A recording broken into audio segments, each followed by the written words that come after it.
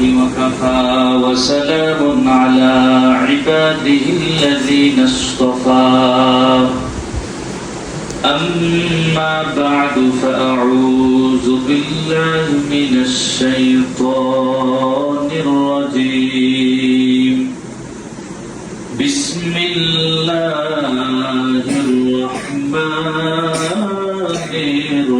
الرحيم ليلة القدر خير من ألف شهر وقال تعالى في شان حبيبه ومحبوبه ومعشوقه ومقصوده مخبرا وآمرا إن الله وملائكته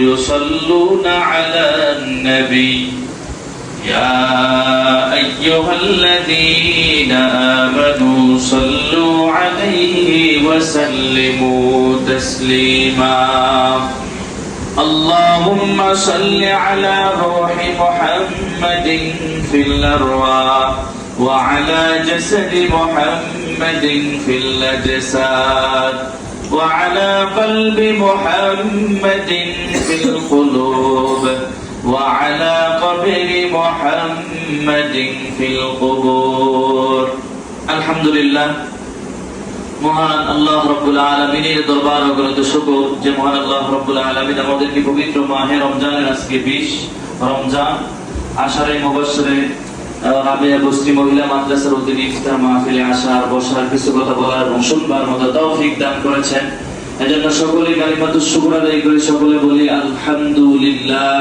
আলহামদুলিল্লাহ রমজান মাস একটা দামি মাস প্রত্যেক মুমিন মুসলমান জানা সত্ত্বেও প্রথম কয়েকটা দিন ইবাদতে মগ্ন থাকলেও পরের সময়গুলো তো আর থাকতে চায় না অথচ এই মাসটা অনেক দামি মাস রহমত মাগফিরাত নাজাত রহমতের 10 দিন আমাদের থেকে চলে গেল আমরা রহমত পাইলাম কিনা তার কোনো গ্যারান্টি নেই মাগফিরাত চলে যায় তার বিদায়ের পথে কিন্তু কতটুকু মাগফিরাত আল্লাহর কাছে চাইতে পারলাম তাও আমাদের জানা নেই এজন্য রমজান মাসটা পাইছি নবী বলেন রমজান মাস পেয়েও যারা গুনাহ মাফ করাইতে পারে নাই এরা যেন ধ্বংস হয়ে যায় নবী এদের জন্য বদদুয়া করেছেন এদের মতো কপাল পোড়া মুসলমান আর কেউ হতে পারে না এই রমজান মাসে একটা রাত্র আছে যেটাকে লাইলাতুল কদর বলা হয় এই শেষ দশকে আমার নবী রাহমাতুল লিল আলামিন সারা জিন্দেগীর ভিতরে নবী রমজানের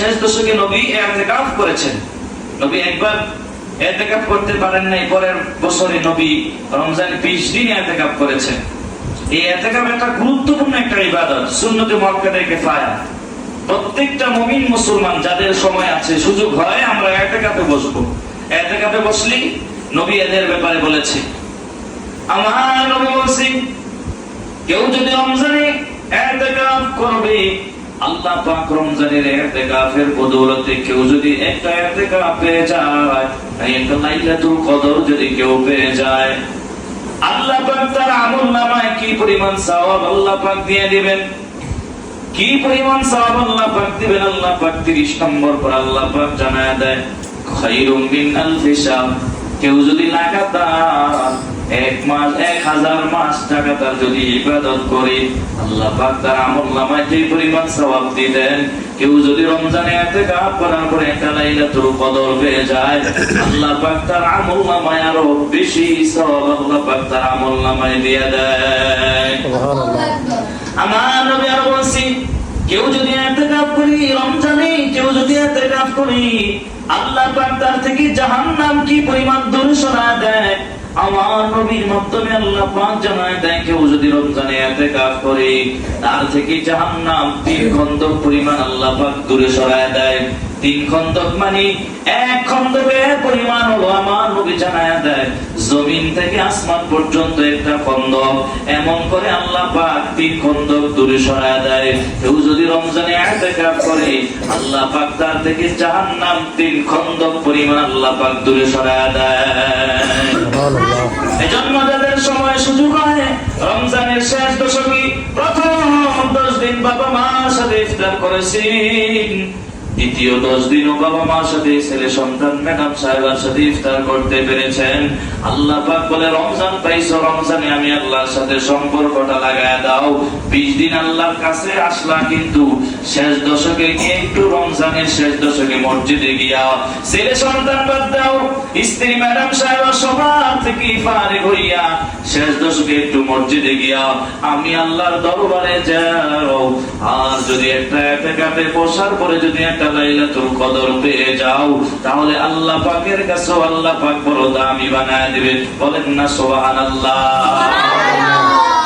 এজন্য যারা পারি রমজানের শেষ দশকে ইতিকাফ করব, কারণ রমজান মাসটা অনেক দামি একটা মাস।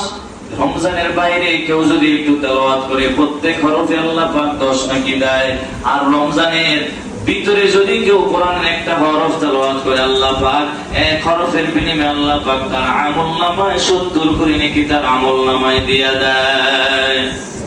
রমজানের ইবাদত, রমজানে একটা নফল ইবাদত যদি করে আল্লাহ পাক নফলটাকে ফরজ বানায় দেয়। একটা ফরজ ইবাদত যদি করতে পারো আল্লাহ পাক ফরজটাকে 70 গুণ বানায় দেয়। চিল্লায় জোরে জোরে পড়েন সুবহানাল্লাহ। এজন্য রমজানের ইবাদতের বড় দাম।